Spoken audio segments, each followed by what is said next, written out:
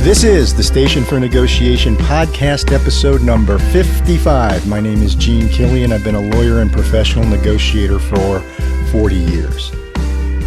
Recently, McDonald's chief executive officer, a guy named Chris Kempczinski, found himself getting mercilessly teased on social media.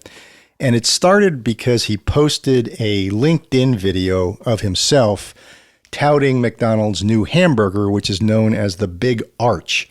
And let's just say it didn't go well. I am going to read to you a description of what happened from a March 5th, 2026 article in the New York Times by Victor Mather entitled, "McDonald's CEO Takes a Big Bite Out of a Burger, Maybe Scratch Big."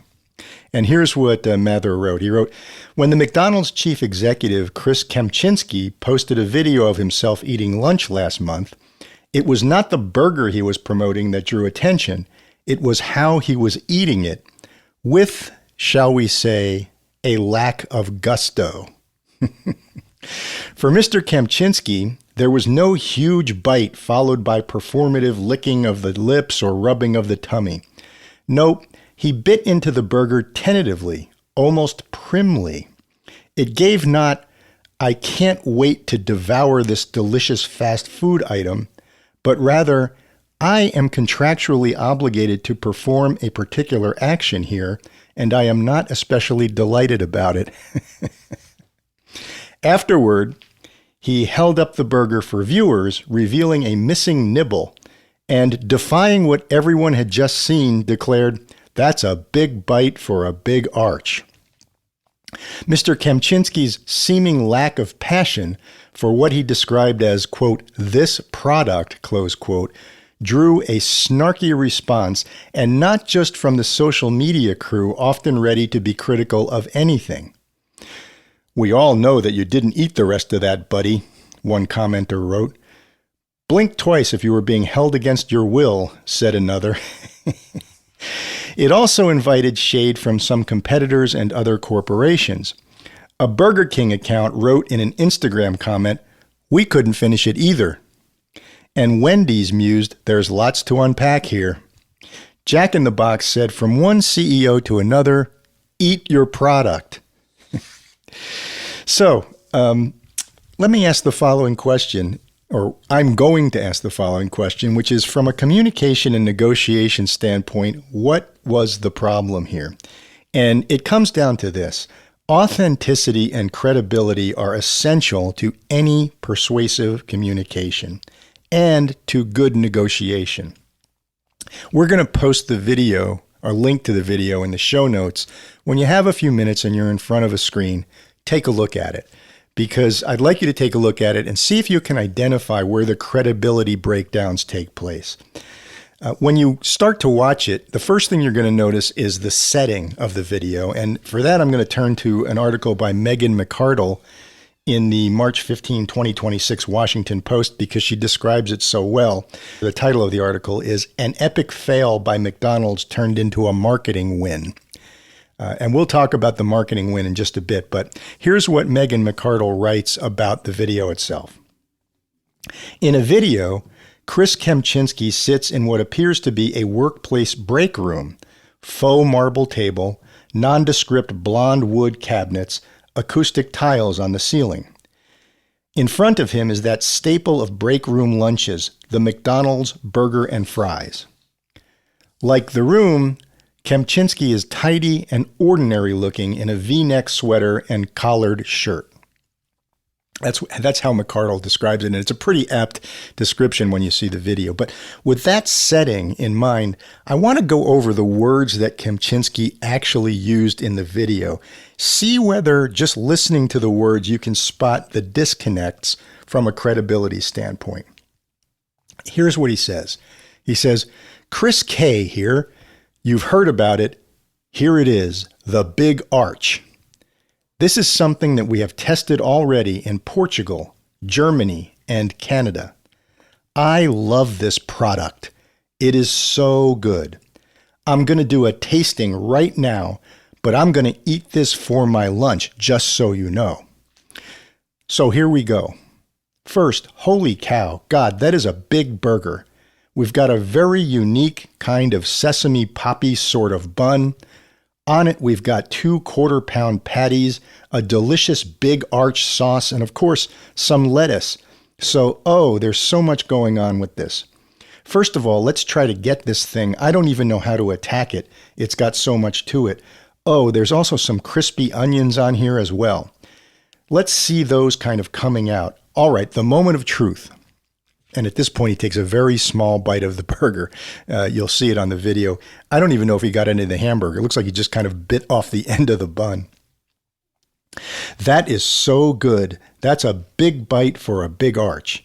It's distinctively McDonald's. Only McDonald's could do this type of burger. But it also is unlike anything else on our menu. It's a delicious product. You know, you've got sort of the cheeses and the gooiness, but those crispy onions as well gives a nice texture. And of course, we've got the pickles. So I'm going to enjoy the rest of my lunch, but Big Arch, try it when you can get it. So what do you think of the words he used there?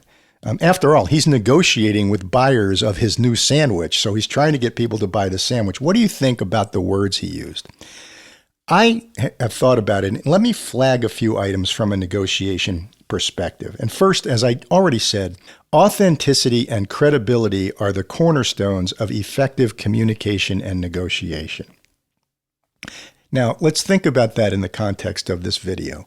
Chris Kempczinski is the chief executive officer of a major food corporation that brings in about $30 billion a year.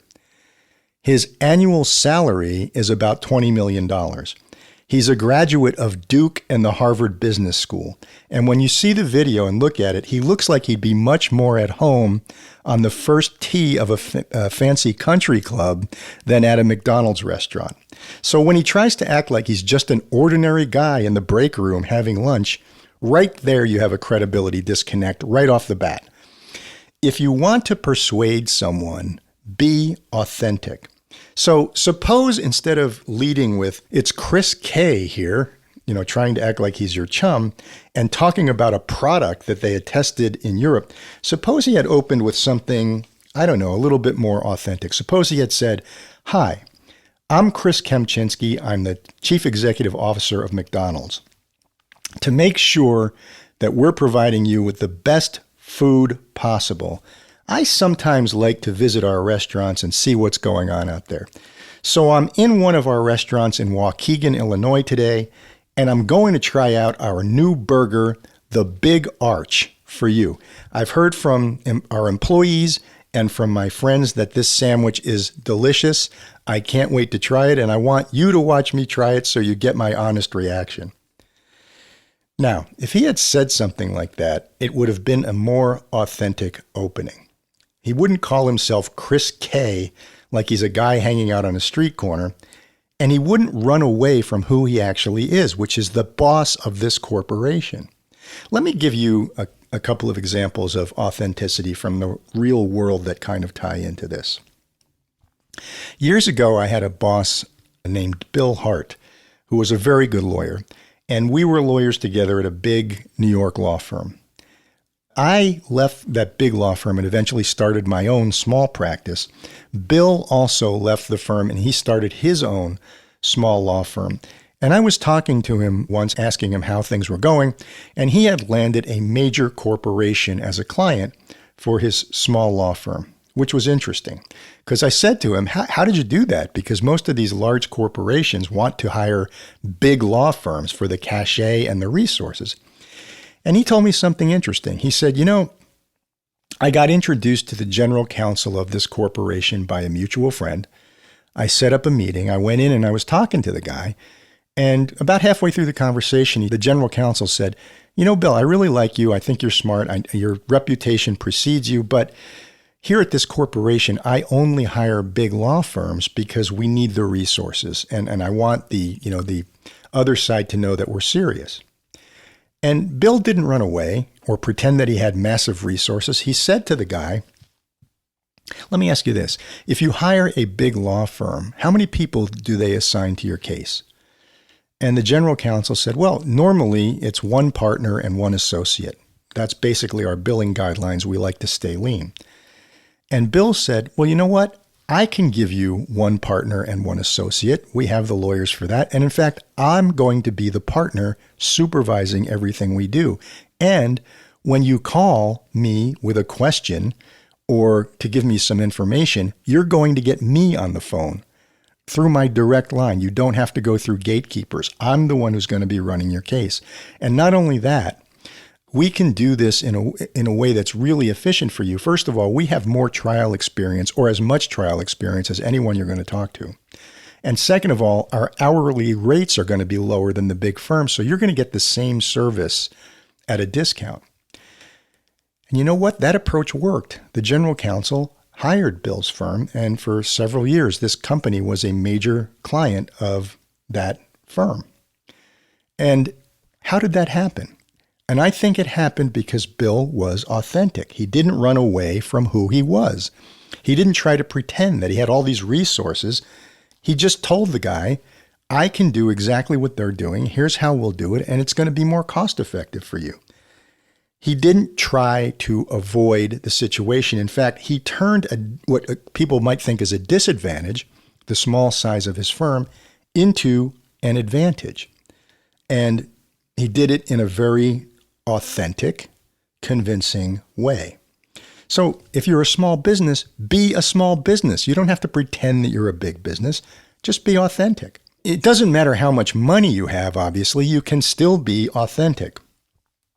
This is kind of an offbeat example, but a few years ago, I think it was 2019, we went to see the Rolling Stones in concert, and it was at the Meadowlands in New Jersey. The concert was in August, but it was supposed to happen earlier in the year, but Mick Jagger had a health problem of some kind, and they had to postpone the tour, and so they went back on tour later in the year. And during this concert, which was a great concert, at one point, Mick Jagger was talking to the audience, and he said, listen, I just want to apologize to everybody. We know that the only reason we're here where we are is because you guys buy the tickets and you buy the records. And I know it was inconvenient for a lot of people when we had to cancel the tour earlier in the year. I apologize for that. It was unavoidable, and I'm really glad you're all here now. I hope everybody who got tickets earlier was able to make this show. And, I listened to it and I thought, wow, that didn't come across as condescending or selling anything. It just came across as very authentic. It was like a friend talking to friends. And that's what I'm talking about.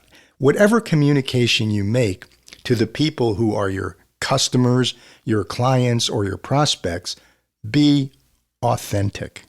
And I think that's the problem with the Kemchinski video. Right off the bat, it seems like he's not being authentic because he's like pretending like he's just some guy in the break room when he's clearly not. Now let's turn to the words he uses. And when you listen to this video, think like, if you're the head of a food company, do you really want to refer to your sandwich as a product? That is such a sterile and unappealing word. And food is not supposed to be sterile and unappealing. It's supposed to appeal to your senses. You want something that's delicious. He sounds like he's trying to sell some kind of widget company to a venture capital firm. But his demographic is not that. His demographic consists of people like soccer moms or people who are salespeople on the road who are trying to grab a quick bite of food in their car between appointments, between places they have to be. And that's more like the McDonald's demographic. I would venture to say that most McDonald's customers probably eat their food in the car while they're rushing from one place to another. So I'm not sure you want to talk about a product when you're talking about a sandwich that you're trying to sell to the public. I think referring to it as a burger or a sandwich would have been way better. When he starts talking about it as a product, it's like corporate speak, and it, again, affects his credibility and authenticity. He says a couple of times that he makes it clear that he's going to eat this sandwich. Like he has to convince you that he's going to eat the sandwich. So at the beginning he says, I'm going to eat this for my lunch, just so you know. Like when he says that, I'm wondering, is this guy really going to eat this for his lunch? And I'm guessing he probably didn't. And at the end of the video, he says, I'm going to enjoy the rest of my lunch, but big arch, try it when you can get it. Like almost like, be gone from my presence, peons. I'm going to eat this sandwich, and I'm absolutely going to eat this sandwich. And don't let anybody tell you I'm not eating the sandwich. It sounds like he's trying to convince people of something that just isn't true. And then to compound the problem, he takes a really tiny bite of the hamburger, as I said earlier, and then tries to convince people that he just took a huge bite of the hamburger, even though we all can see what he just did. So again, shoots down his credibility.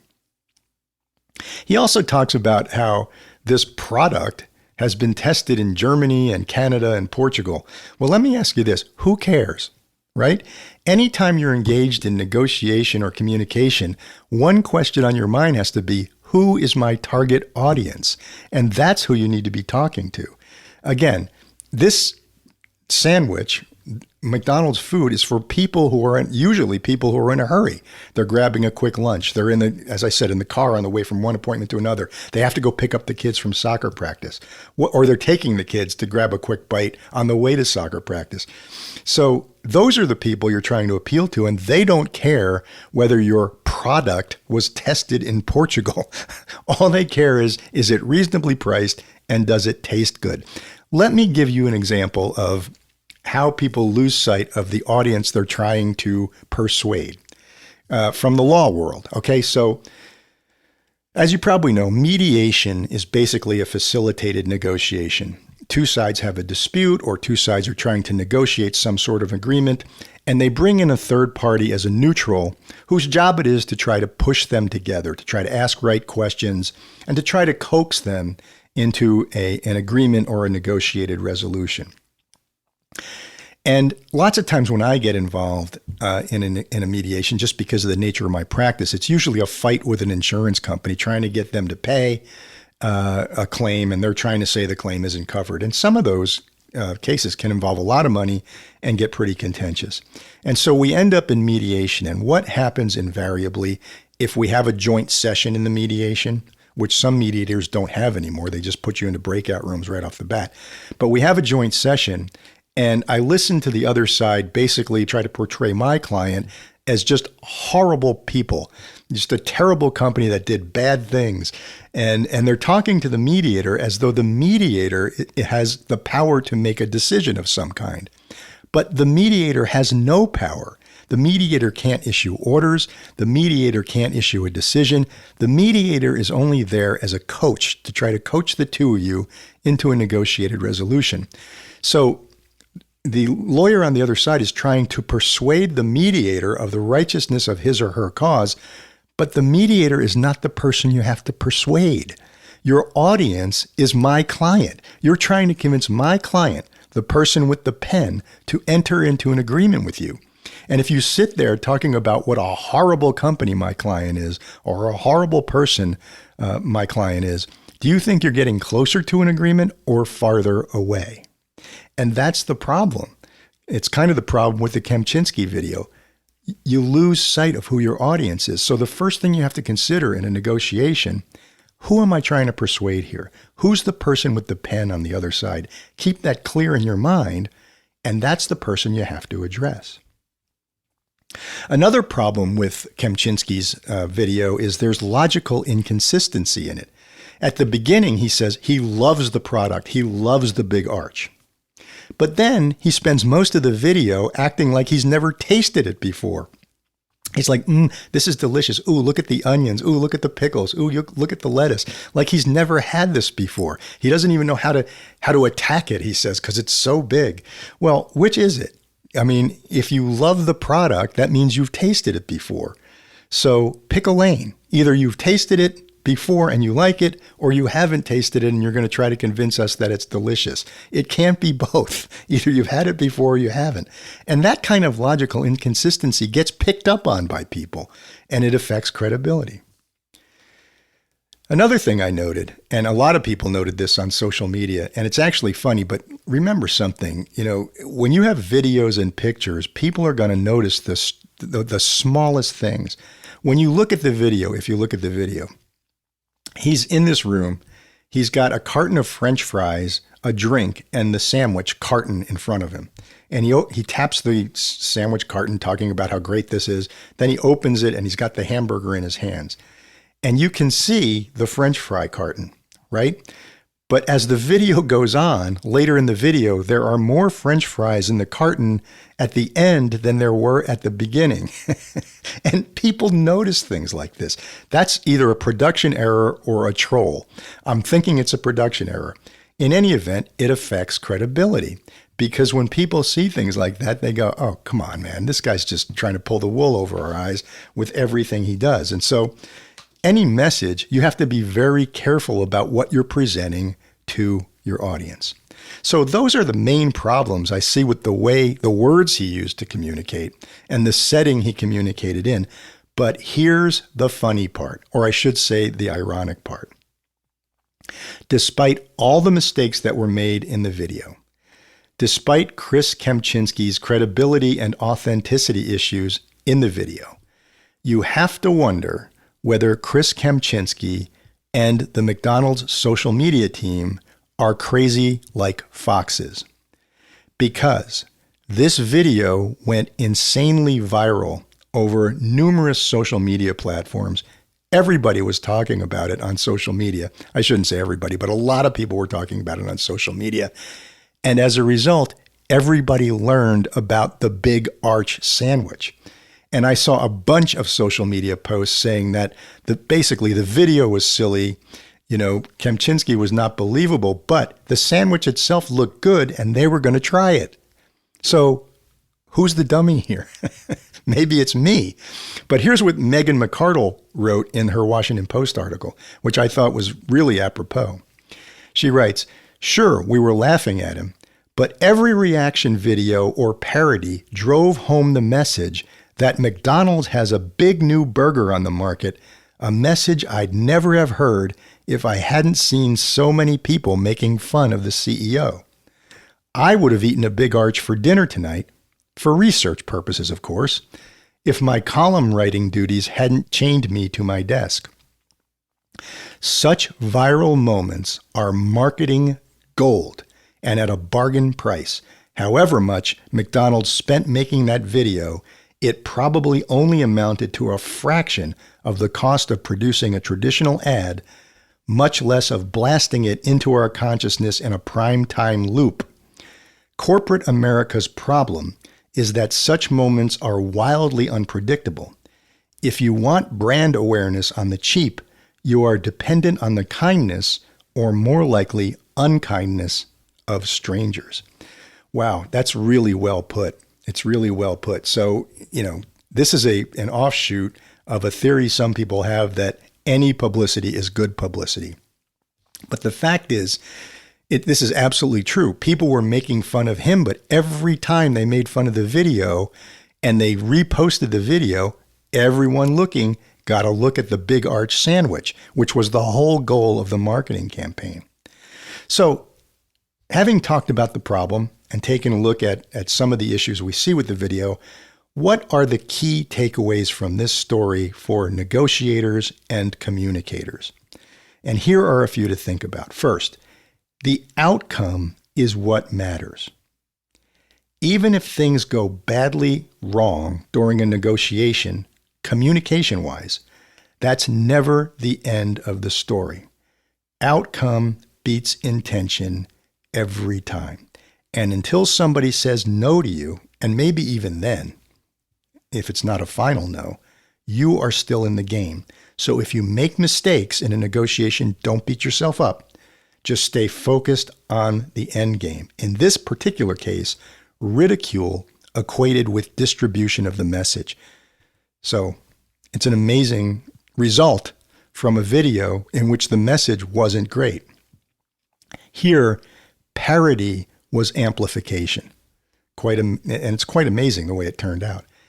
Every joke, every reaction video, every sarcastic comment reinforced the same core message. McDonald's has a new hamburger. In negotiation, there's a parallel. Sometimes a controversial or aggressive position or a controversial or aggressive statement can generate more movement than a safe, carefully worded one. Now, you have to be careful about that. You don't want to intentionally aggravate the other side. But sometimes if you say something, again, a little more controversial or aggressive than you would ordinarily say, you can force engagement from the other side. And that's something to keep in your toolbox, because at the end of the whole story, what you're looking for is engagement. In a negotiation, you want the other side to be engaged with what you're saying. So just keep in mind, the outcome is what matters. Second thing to think about, in the world we live in, with algorithms and social media and email, you don't deliver messages anymore. Back in the day, you sat down knee to knee with your negotiating partner and you talked face to face a lot of the time, or on the phone. Now, everything is fragmented. Every email you send, every social media post you have has a secondary audience who can pull it apart, ridicule it, and say whatever they want to say about it. So you kind of just release messages into the wild. You don't deliver them. And the question is, will the real message you're sending get engagement? The message here in this McDonald situation was not Chris Kempczinski and his awkwardness. It was the hamburger.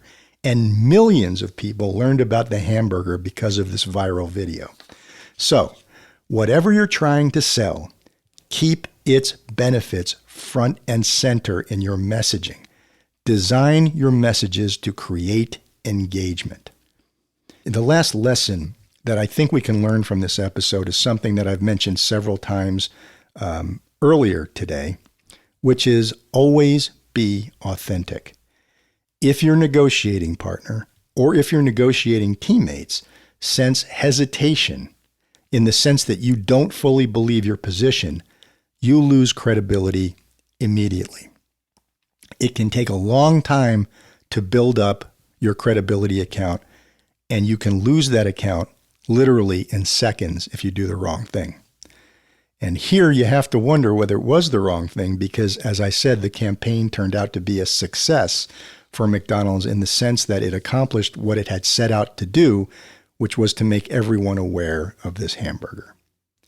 So those are some thoughts on the great McDonald's Big Arch controversy, and that's all I have for you today on the Station for Negotiation, folks. So this is Gene Killian signing off once again and reminding you that negotiation is life.